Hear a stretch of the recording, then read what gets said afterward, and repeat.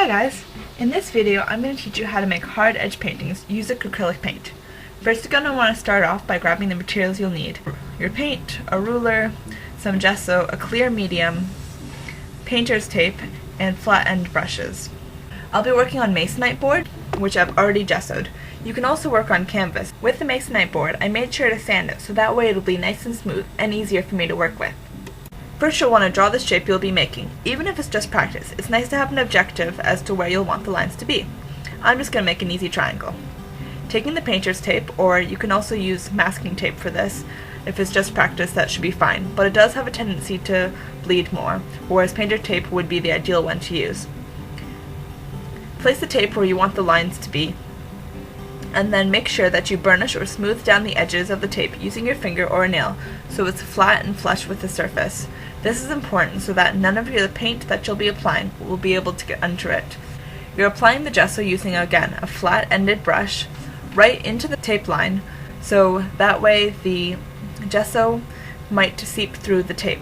If anything's going to seep through, you're going to want it to be the gesso instead of the paint you're using.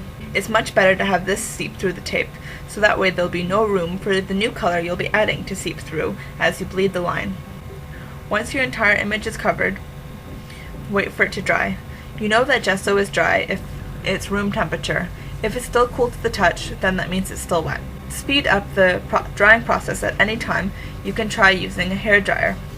It's recommended that you use it on low, otherwise it may warp the board you're using or it might make the tape too sticky and difficult to remove. Once you know that your gesso is dry, it's time to take a flat-ended brush and start to apply your paint. It's important to start on the tape and pull away from it. There are two techniques you can do to filling in your shape. Either what I'm doing here and an even flat coat, or doing a thick application of the paint. If I find later on that my coat isn't as opaque as I'd like, I might wait for it to dry and then reapply the red paint before removing the tape. If you're mixing your colors, make a point of making extra and storing them in some aluminum foil so they won't dry out and you'll have them for later on if you need to fix anything. We're going to want to make sure that our paint is dry. Once it is, we're able to do the fun part, which is removing the tape. Pull up the tape from the corner and then pull it away at an angle. Remove all the tape and you can check out your hard work. It looks like our triangle looks pretty good, with lots of crisp, clean edges. Now that we've gotten one image down, it's time to work using a second image. I'm going to start by drawing off a simple shape and again applying the painter's tape, making sure to burnish my edges down flat to the board. My shape overlaps with another color. I'm not able to use the gesso this time.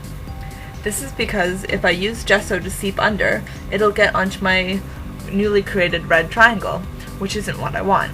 Instead of using gesso, use a clear medium, such as a gel medium, to bleed underneath your tape. The medium should dry clear, so if it does bleed under, it won't be noticeable. It'll be especially not noticeable if you do a varnish over top of everything. If you're not planning on doing a varnish, however, it's best to keep your medium a matte. Once your medium's fully dry, now we get to apply our new color of paint. Here you're going to want to make sure that you've considered the paint opacity. In this example, I'm using blue paint on top of the red. If I was to use yellow instead, the red triangle would show up a lot easier, but since the blue is darker, it's able to cover the lighter color. It looks like our images turned out great.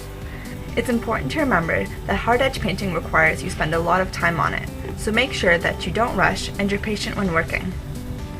It's also important that you take the protective coats, such as the gesso and the clear medium, seriously.